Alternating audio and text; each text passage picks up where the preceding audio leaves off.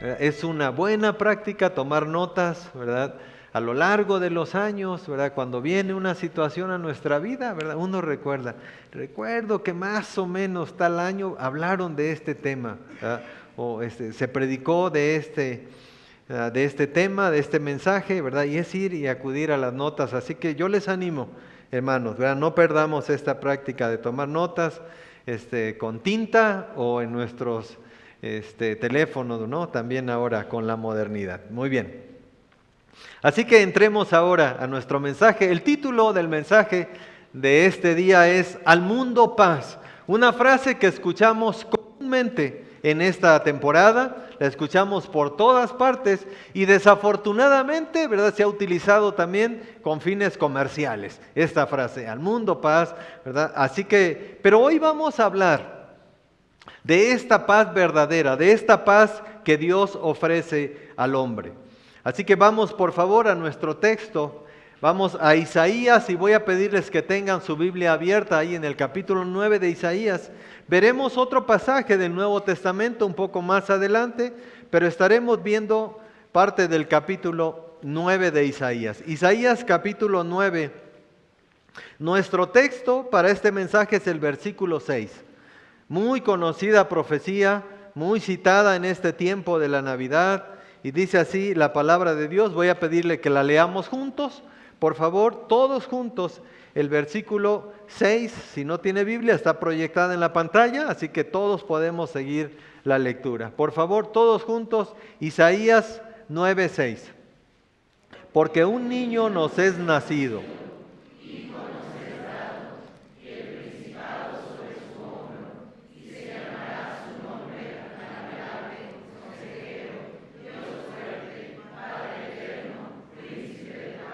Lo dilatado de su imperio y la paz no tendrán límite. Sobre el trono de David y sobre su reino, disponiéndolo y confirmándolo en juicio, en justicia, desde ahora y para siempre. El celo de Jehová de los ejércitos hará esto.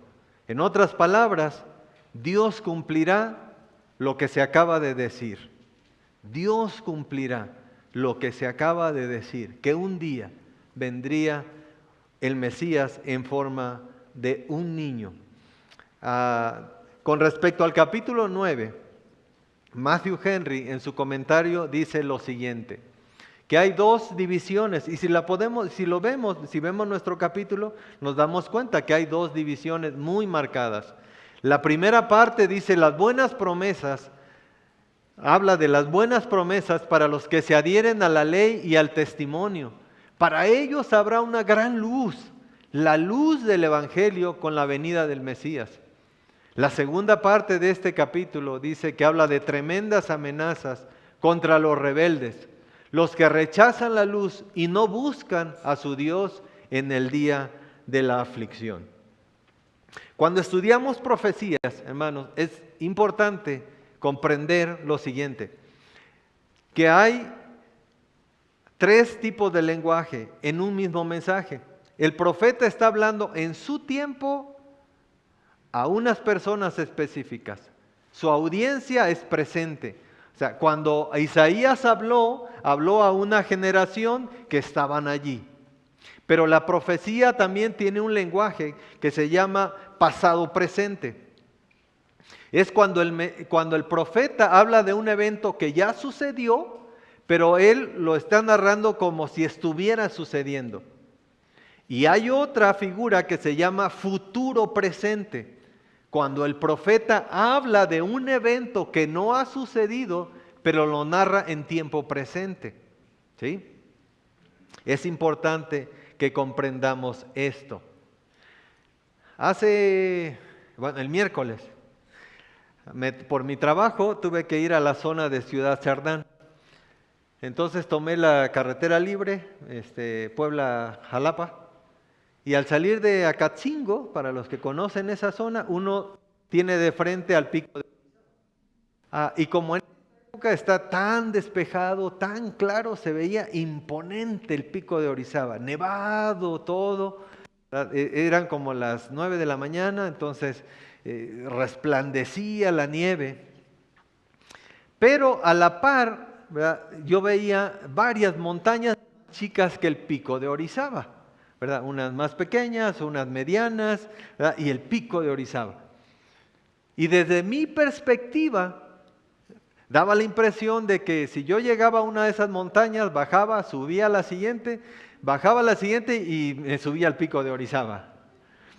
Pero ustedes saben que no es cierto, ¿verdad? Cuando uno se acerca hay una gran distancia entre una montaña y otra, ¿verdad? Y luego entre la siguiente y la posterior. Eso es la profecía. Cuando el profeta está hablando en el presente, pero él está viendo ciertos eventos que aún no suceden, pero los está narrando como si estuvieran sucediendo. ¿Ok? Quise poner este ejemplo un poco burdo, pero creo que ayuda un poquito para comprender el lenguaje de Isaías.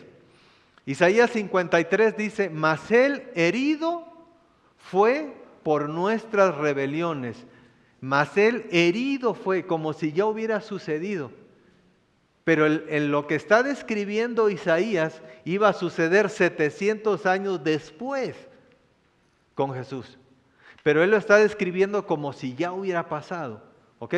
Así que tengamos en mente esto al estar estudiando el mensaje de hoy. Muy bien. Entonces vamos al versículo 1.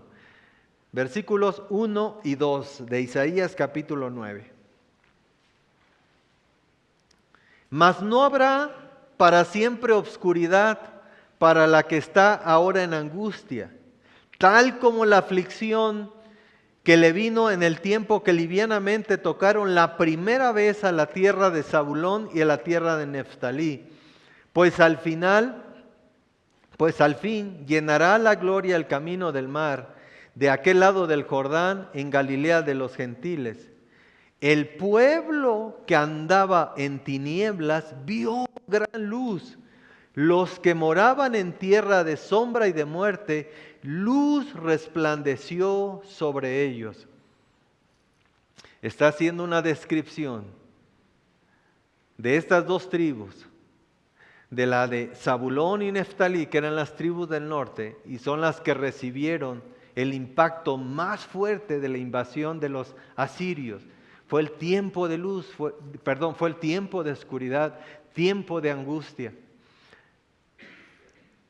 Y el profeta está diciendo, no siempre va a ser así. Un día vendrá la luz para ellos. Un día el panorama será diferente. Estas tribus sufrieron tremendamente cuando llegó Tiglat-Pileser III, que era el rey de Asiria, y los conquistó. Los asirios eran terribles. Cuando uno lee la historia de los asirios, su ejército era, no encuentro palabras para describir lo que hacían.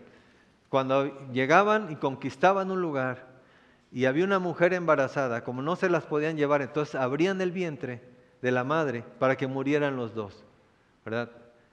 El bebé y la madre. A los hombres, algunos mayores enfermos, los usaban como escarmiento, entonces les quitaban la piel vivos, ¿verdad? Y los ponían a caminar hasta que murieran.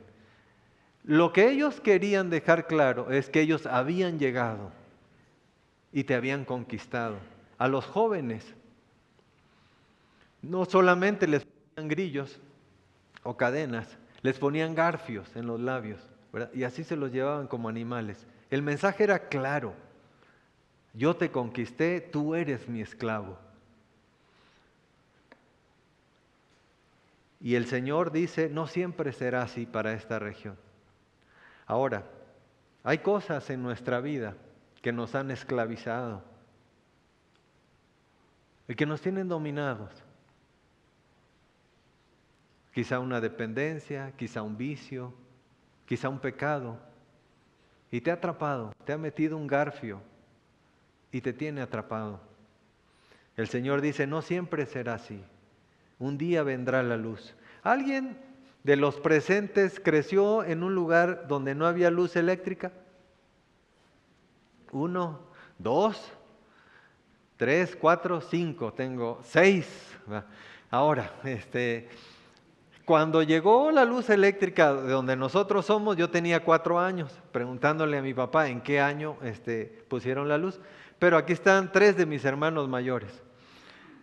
Y platicando con ellos, yo sí recuerdo que no había luz, de eso sí me acuerdo, de la lámpara que se prendía en la casa, ¿verdad? Esa lámpara de petróleo blanco, no sé cómo se llame, como queroseno, no sé qué era, pero una luz bonita, ¿verdad? O una vela, algo se prendía, ¿no? Cuando oscurecía. Pero me contaban apenas mis hermanos que cuando llegó la luz, ¿verdad? En los postes pusieron lámparas como de alumbrado público, ¿verdad? Habían ciertas lámparas. Y don Román las salía a prender todas las noches, don Román. Entonces los niños del pueblo, hermano, no sé si fue para ustedes igual la experiencia, pero dicen que los niños se iban antes de que oscureciera a casa de don Román, todos los niños del pueblo, porque don Román iba calle por calle y con una varita subía el switch, ¿verdad? Y ¡pum! La luz. Entonces, imagínense para un niño que ha vivido toda su vida, ¿verdad? En la oscuridad, que cuando llegaba la noche, pues toda la actividad se terminaba, ¿verdad? Te ibas a casa y prendían una vela. Así que prendían la lámpara y se hacía la luz.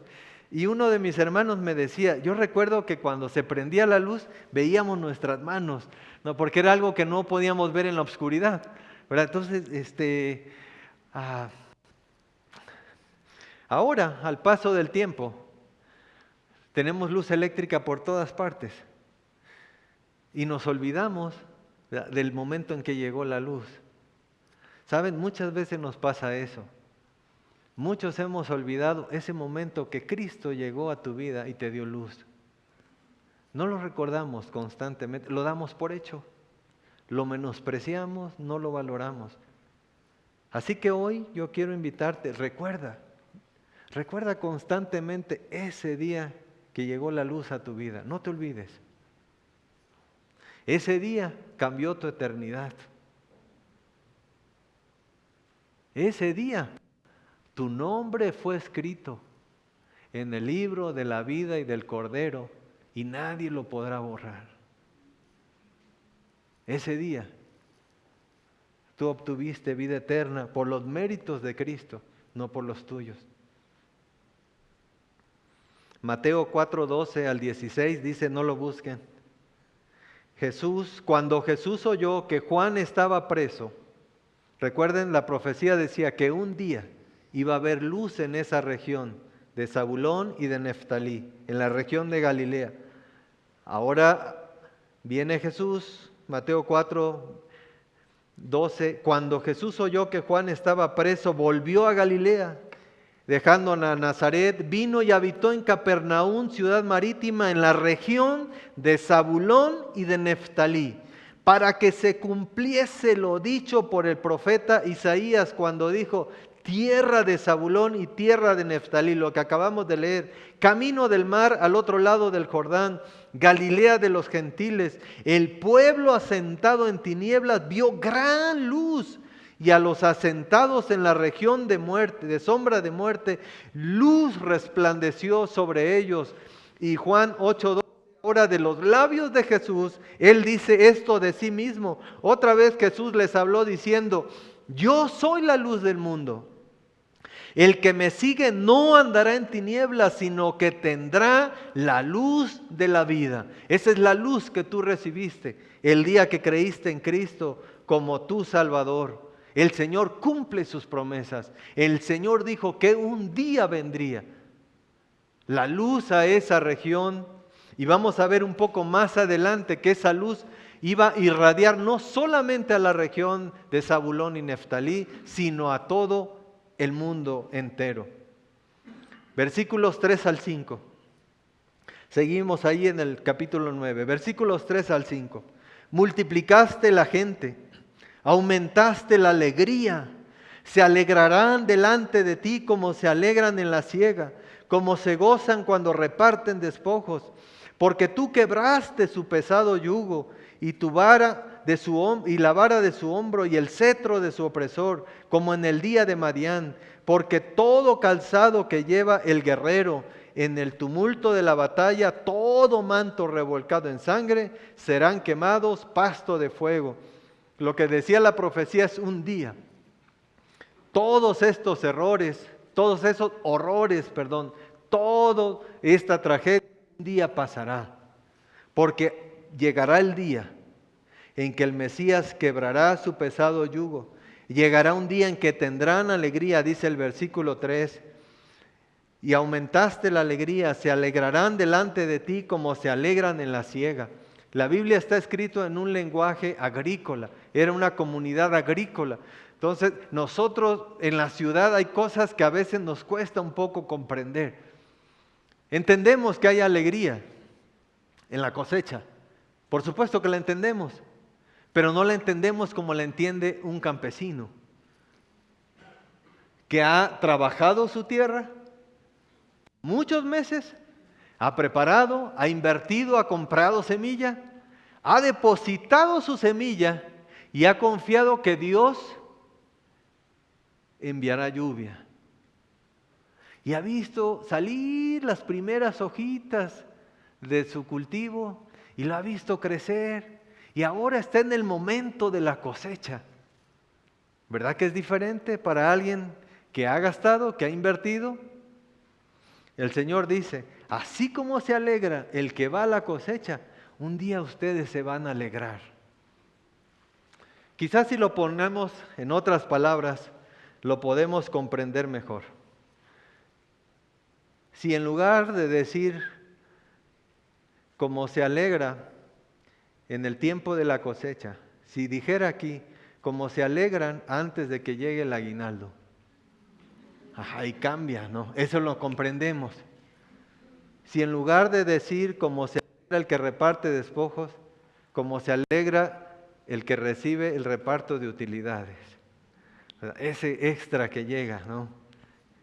¿Quiénes reciben aguinaldo? Sí, no voy a pedir información, solo ok. Yo tiene muchos años que no recibo aguinaldo, entonces no sé, trabajo por mi cuenta, así que no recibo aguinaldo.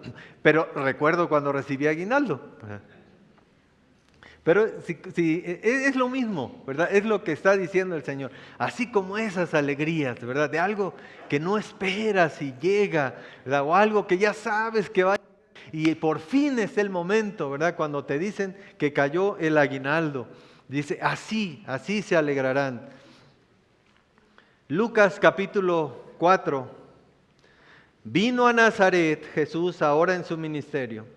Vino a Nazaret donde se había criado y en el día de reposo entró en la sinagoga conforme a su costumbre y se levantó a leer. Y se le dio el libro del profeta Isaías, el que estamos estudiando.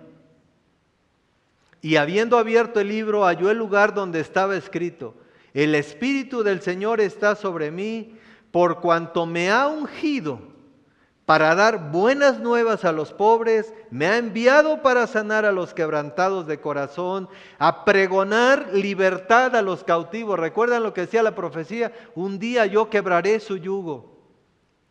Un día los voy a liberar.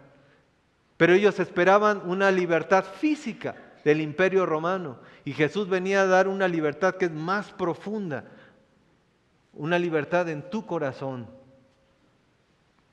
Libertad a los cautivos y vista a los ciegos, a poner en libertad a los oprimidos, a predicar el año agradable del Señor. Y enrollando el libro, lo dio al ministro y se sentó.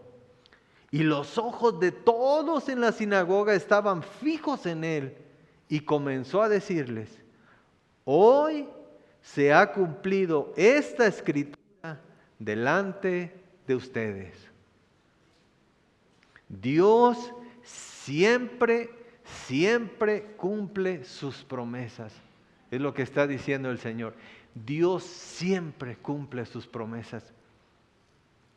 No sé qué has estado esperando. No sé qué promesas a las cuales te has aferrado y dices: Señor, ¿verdad? Sigo orando por esto. Confía. Dios siempre cumple sus promesas. Cristo Jesús es el niño que había de nacer. Jesús es el Mesías.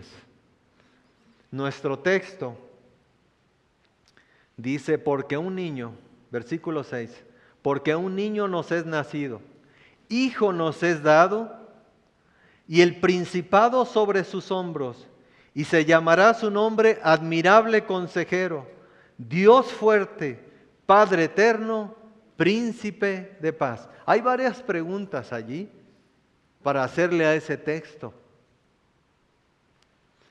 ¿Por qué dice niño y por qué dice hijo? ¿Por qué no dice que un niño nos es nacido y un niño nos es dado? ¿O por qué no dice que un hijo nos es nacido y un hijo nos es dado? ¿Por qué hace la diferencia? ¿Por qué dice niño? ¿Por qué dice nacido y por qué dice dado? ¿No sería suficiente con decir que había de nacer? ¿Por qué tiene que aclarar que también es dado? ¿Quién lo dio?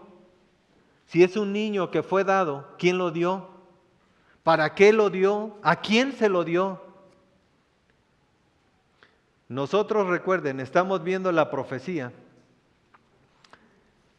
hacia atrás, en su pronunciación y en su cumplimiento.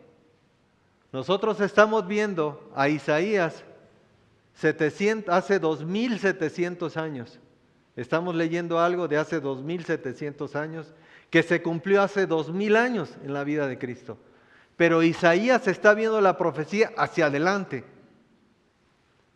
Para nosotros es más fácil ahora comprender, pero para Isaías debió haber sido muy confuso. Porque en el texto original dice, una cría nos nació, un hijo se nos dio. Señor, ¿qué quieres decir con esto? Así que para que podamos comprender un poquito más, quiero hablar de unas palabras, solamente muy breve, del original, el hebreo. Este texto está escrito en hebreo, en el original. Así que niño, la palabra niño en hebreo es yelet, que significa cría o descendencia. Hace referencia a una cría. Puede ser un niño, puede ser un corderito, puede ser un pollo, pero cuando se habla de él, se habla de él, de la cría, nada más. La palabra hijo es ben. Y esta palabra hace referencia a la relación con un padre. Así que es muy diferente en el hebreo decir cría o yelet y decir ben. Cuando se dice ben, siempre se va a hablar de la relación con el padre de este niño. ¿Sí? ¿Sí me explico? Creo que los estoy confundiendo más, ¿verdad? Para el pastor Mario les puede aclarar cualquier duda, ¿verdad? Pero sí, cuando se usa la palabra cría es solamente hablar de esta cría. Cuando se usa la palabra ben es que se va a hablar de la relación de el niño con el padre, ¿ok? Eso hace la diferencia. Ahora, la palabra nacido es yalat, que viene de yelet, de niño. Nacido hace referencia a dar a luz, engendrar, empollar. Pero la palabra dado, que es nitan, significa poner, dar, entregar. Así que hay una diferencia aquí. Un niño nació, pero alguien lo dio.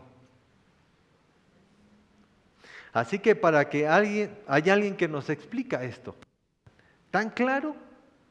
Así que les voy a invitar, por favor, sin perder Isaías, por favor, capítulo 9, vamos a Lucas, capítulo 2, y vamos a ver a un hombre que se llama Simón, y él nos va a explicar. Él nos va a responder estas preguntas que hicimos. Lucas capítulo 2, a partir del versículo 25. Lucas 2, 25.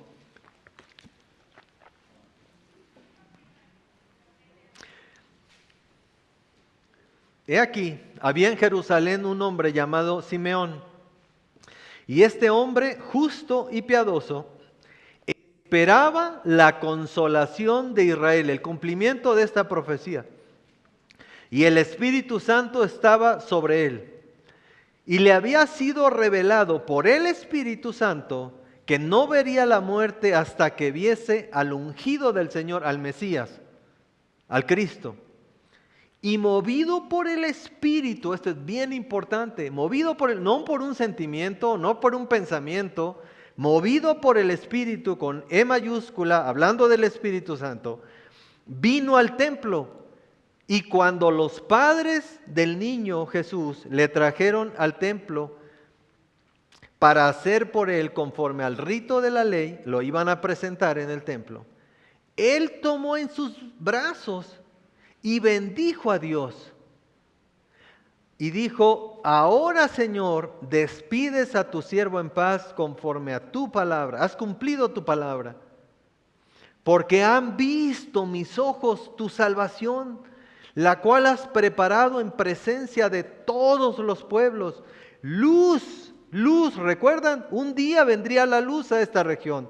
Luz para revelación a los gentiles y gloria de tu pueblo Israel. Cuando Simeón tomó a esta criatura en sus brazos, en sus manos había un niño que tenía dos naturalezas: 100% Dios y 100% hombre. Y Simeón dijo: Señor, ahora me puedo ir en paz. Una vez más me has confirmado que tú cumples tus promesas, que tú cumples tu palabra.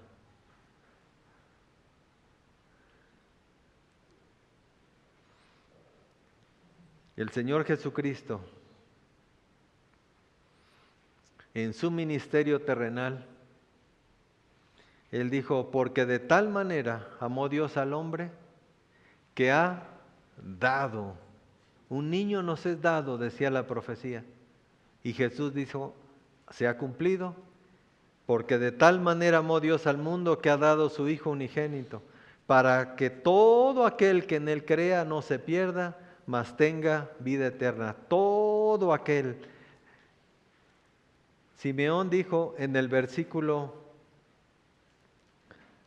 30, me perdí, Lucas 25, ¿verdad? En el versículo 32, luz para revelación a los gentiles y gloria a tu pueblo Israel. Los judíos esperaban una liberación de su opresor, que era el Imperio Romano. Pero el Señor dijo: yo no vengo a liberarlos de tu esclavitud física. Yo vengo a liberar no al judío, sino al gentil también, de su esclavitud del pecado. Y ahí estamos nosotros. Nosotros somos los gentiles.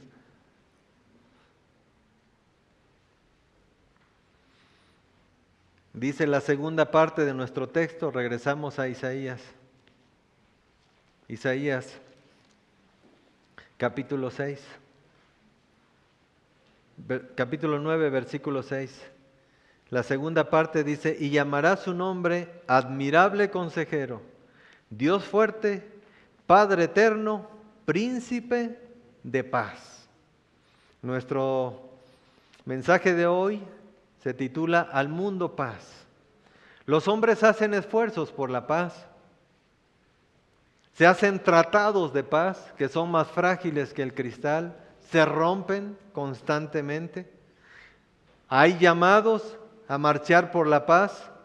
Hay llamados a orar por la paz. Pero la realidad es que no funcionan. Y lo podemos ver cómo está nuestro mundo. No funcionan porque no vamos a la fuente de la verdadera paz. Todos necesitamos paz para nuestro corazón agitado. Cada uno de los presentes necesitamos paz. Tu corazón está agitado como el mío. Hay cosas que nos preocupan.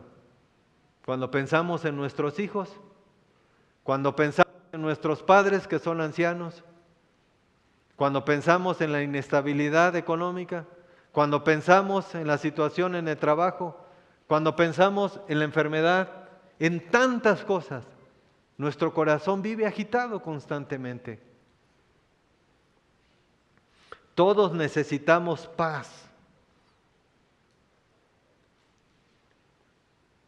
Así que para concluir el mensaje, quiero compartirte 2 puntos extraídos de esta última característica de nuestro Señor, Príncipe de Paz. En primer lugar, la paz se obtiene cuando conoces al Príncipe de Paz. Solo podrá usted experimentar paz cuando se sumerja en la fuente de la paz. Por eso es que no funcionan los tratados de paz. Por eso es que no funcionan los llamados a la paz. Porque estamos buscando la paz en cosas que no nos van a dar la verdadera paz. La paz no viene de afuera hacia adentro. La paz es de adentro hacia afuera cuando tienes a Cristo. Él es el único que puede traer paz a tu corazón. Juan 14, 27. Dice así la palabra de Dios. Son palabras que salieron de los labios de Jesús. La paz os dejo, mi paz os doy. Escucha bien lo que está diciendo el Señor. Mi paz te he dejado, mi paz te he dado. No te la voy a dejar, te la he dejado. Es algo que ya tienes. Mi paz os dejo, mi paz os doy. Yo no las doy como el mundo la da, como estas cosas que buscamos afuera para obtener la paz. No se turbe vuestro corazón ni tenga miedo. ¿Por qué el Señor nos dejó paz? Porque Él sabe que nuestro corazón constantemente se turba, constantemente se agita, constantemente se desespera. Porque Él sabe que lloras por esa situación. Porque Él sabe que estás acongojado. Y el Señor dice, yo te he dejado mi paz, por tanto no tengas miedo. Yo cumplo lo que prometo, yo cumplo lo que prometo y he prometido mi paz para ti. Pero ¿cómo obtenemos esta paz? No es mágico, no es automático. El Señor mismo nos dice cómo obtener esta paz. Romanos 5:1. Justificados pues por la fe, tenemos paz para con Dios por medio de nuestro Señor Jesucristo. Jesucristo es el justificante para tu paz delante de Dios. El Señor está diciendo, nunca tendrás paz en tu corazón hasta que recibas a mí y estés en paz con Dios. El justificante es como el trabajador que no pudo ir a su trabajo por alguna situación extraordinaria, pero llega con su justificante al otro día, ¿verdad? Y no le van a descontar ese día. Es como el alumno que no pudo asistir y al otro día llega con su justificante, ¿verdad? Le van a justificar la falta. Nuestra justificación va más allá de una simple falta. La justificación de la cual Jesús nos hace acreedor es la justificación por nuestros pecados delante de Dios. Y dice, ¿verdad?, que el justificante es la fe en Cristo. No son nuestras obras, no es nuestra religiosidad, no es que asistas a un grupo o a otra, no es tu moralidad, porque todos fallamos. El Señor está diciendo, solo hay una manera de obtener paz con Dios, y es Cristo Jesús. Esa es la única manera. Él es tu justificante, Él es quien te justifica delante de Dios. Jesucristo es el príncipe de paz, pero Él también quiere ser tu Padre eterno. Para usted que ya le conoce, Él es tu Padre eterno. Por eso está seguro en el hueco de su mano. Por eso nadie nos puede arrebatar ni separar del amor de Dios. Porque Él es poderoso, Él es tu Padre eterno. Y para usted que no conoce a Cristo de manera personal, Él quiere también ser tu Salvador. Así que la paz se obtiene cuando conoces al príncipe de paz. Y en segundo lugar, y para concluir, la paz se experimenta cuando tienes comunión con el admirable consejero. Comunión. Comunión significa, la palabra es koinonía, que significa mutuo, algo en común. La paz se experimenta cuando tienes comunión con el admirable consejero. ¿Quién no necesita consejo en estos tiempos? Todos necesitamos ser aconsejados. Jóvenes, quiero tomar un tiempecito para ustedes, quiero tomar un minuto, no más para ustedes. En la Biblia hay principios y Dios los estableció para cuidar y para bendecir a su pueblo. Uno de los principios es el principio de autoridad. Dios ha establecido autoridades para ti. Mientras estés en casa, la autoridad son tus padres y ellos son tus consejeros. La manera en que tú honras a Dios es cuando obedeces a tus padres. Quizá ya tienes más conocimientos que ellos en muchas áreas, no lo dudo. Ahora con la tecnología nuestros hijos nos llevan la delantera en muchas cosas. Pero Dios puso a tus padres como tu autoridad. Obedece a tus padres. Ellos son tus consejeros y tus padres tienen un consejero a su vez, que es Cristo. Si tu padre, escucha bien, si tu padre es alguien que vive violando los principios de la palabra, entonces busca otro consejero. Si tu padre te obliga a cosas que van en contra de la palabra de Dios, ¿verdad? No es un buen consejero. Pero si tu padre es alguien que ama la palabra, que busca obedecer y servir a Dios, obedece a tu padre. De lo contrario vas a sufrir y vas a sufrir mucho. Obedece a tus padres. Dios los puso como tu autoridad. Todos necesitamos consejo. Si pudieras sentarte con alguien y te dijera, te voy a resolver tu problema más grande hoy, ¿cuál elegirías? Si hoy viniera alguien y le dijera, mira, hoy voy a resolver tu problema, un problema nada más. Quizá tienes 2, quizá tienes 3. Si eres como yo, tienes un montón. Pero si te dijera, te voy a resolver el que tú quieras, ¿cuál elegirías que se resolviera? No digan en voz alta. Si alguien se sentara contigo y te dijera, cuéntame, te voy a decir cómo resolver esa situación. Yo tengo la respuesta para eso. ¿Cuál sería? El Señor Jesucristo es el admirable consejero. Admirable significa maravilloso, extraordinario. Consejero. De un consejero se espera que tenga discernimiento, que tenga sabiduría y que tenga experiencia. Que tenga discernimiento, que tenga sabiduría y que tenga experiencia.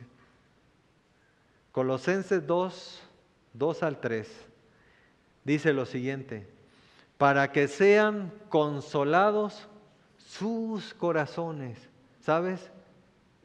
Jesús sabe que necesitas consuelo. Quizá lo has expresado, quizás no.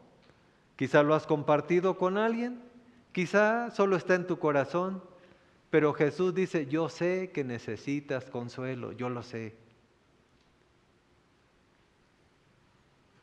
Para que sean consolados sus corazones, unidos en amor hasta alcanzar todas las riquezas del pleno entendimiento, a fin de conocer el misterio de Dios y de Cristo, en quien están escondidos, en Cristo, en quien están escondidos todos los tesoros de la sabiduría y del conocimiento. Por eso Él es el admirable consejero. ¿Qué decisión necesitas tomar hoy? O en estos días en la siguiente semana. Hay un admirable consejero que quiere darte la respuesta, que quiere darte la luz para esa decisión que estás por tomar. Él es el admirable consejero. Mateo capítulo 11, versículo 28 al 30. Tan conocido pasaje, pero a veces tan cortado, porque solo tomamos la primera parte, pero no tomamos la condición. Tomamos la promesa, pero no tomamos la condición para la promesa. Mateo 11, 28. Venid a mí, todos los que estéis trabajados y cargados, y yo los haré descansar. Llevad mi yugo sobre vosotros y aprended de mí, que soy manso y humilde de corazón, y hallaréis descanso para vuestras almas, no para tu cuerpo.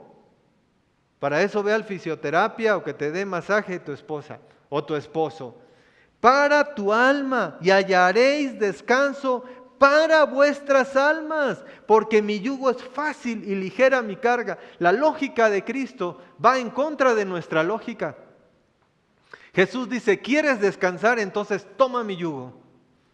No podrás descansar de otra manera, no lo podrás hacer. Hace unos meses yo les prediqué de este pasaje. Recuerden, el yugo es para dos. No puede llevar a alguien un yugo. Un yugo es alguien y tiene espacio para dos. ¿Qué dice Jesús? ¿Qué es lo que está diciendo Jesús? ¿Quieres descansar? Entonces ponte del otro lado. Vamos a caminar juntos. Vamos a caminar juntos. ¿Pero qué significa llevar mi yugo? Vive bajo mi palabra, bajo mis preceptos, bajo mis principios, y es cuando vendrá el descanso para tu alma. De otra manera, te vas a seguir hundiendo y vas a seguir aumentando el peso de tu carga. Jesús dice, aprended de mí, que soy manso y humilde de corazón. El admirable consejero es el mismo Dios fuerte, pero es el manso y humilde de corazón. El Señor pide humildad. ¿Por qué? Porque Él fue humilde. Filipenses 2, 6 al 7 dice, el cual siendo en forma de Dios, no estimó el ser igual a Dios como cosa a que aferrarse, sino que se despojó a sí mismo de toda su gloria, de toda su majestad, y tomando forma de siervo, hecho semejante a los hombres. Por eso es que Dios da gracia a los humildes, pero resiste al soberbio. Porque es ir en contra de la naturaleza de Cristo. Dios da gracia, da favor, da beneficio al humilde, al que se humilla. El Señor dijo que el que se humilla será enaltecido y el que se enaltece será humillado. Este mundo nos dice todo lo contrario. Somos bombardeados con estas ideas de que tú eres el mejor, tú eres el universo, tú eres lo más importante. Y el Señor dice, no es así, humíllate y yo te voy a exaltar, pero humíllate, aprende de mí, que soy manso y humilde de corazón. ¿Quién lo está diciendo? Tu admirable consejero. Atendamos al consejo y vendrá bendición para nuestras vidas. Así que no solo es admirable consejero, Él es Dios fuerte. Tu enemigo, cualquiera que sea, está vencido. Escucha bien, tu enemigo, cualquiera que sea, está vencido en la cruz. Fue vencido. Tu Dios te dará la victoria en esta situación en la que estás. Dios te dará la victoria porque Él cumple sus promesas.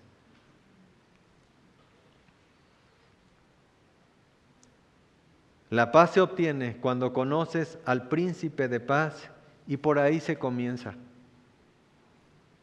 Y la paz se experimenta cuando tienes comunión con el admirable consejero. Pasa tiempo, hermano.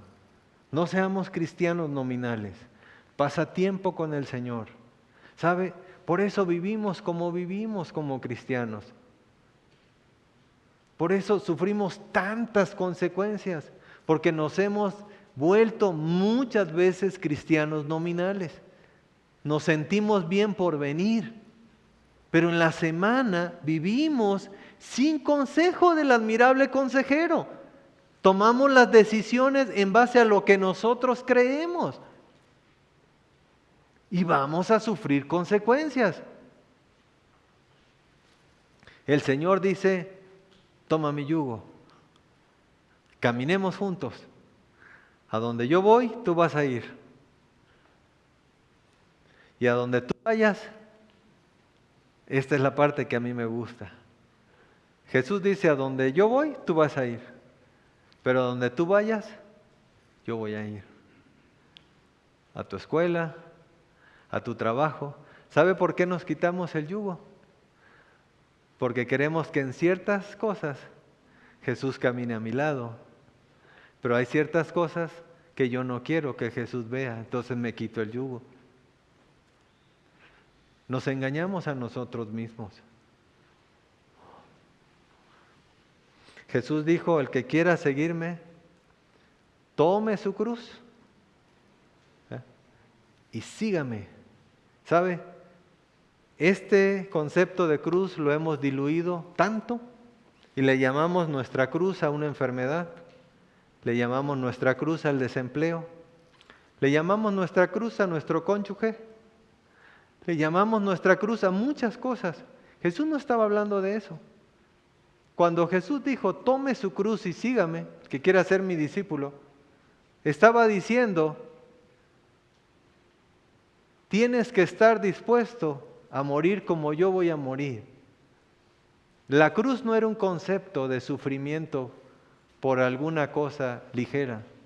La cruz, cuando se hablaba de la cruz, se estaba hablando del tormento romano. Se estaba hablando de la crucifixión. Dice Jesús: ¿quieres ser mi discípulo? Entonces, toma tu cruz. Tienes que estar dispuesto a morir. Eso es lo que dice el admirable consejero. Amados hermanos, estamos en una época donde el mensaje de la Navidad se ha diluido y se ha perdido. Navidad ahora se confunde con muchas cosas. La Navidad es solo un mensaje. Cristo nació para dar salvación a los hombres.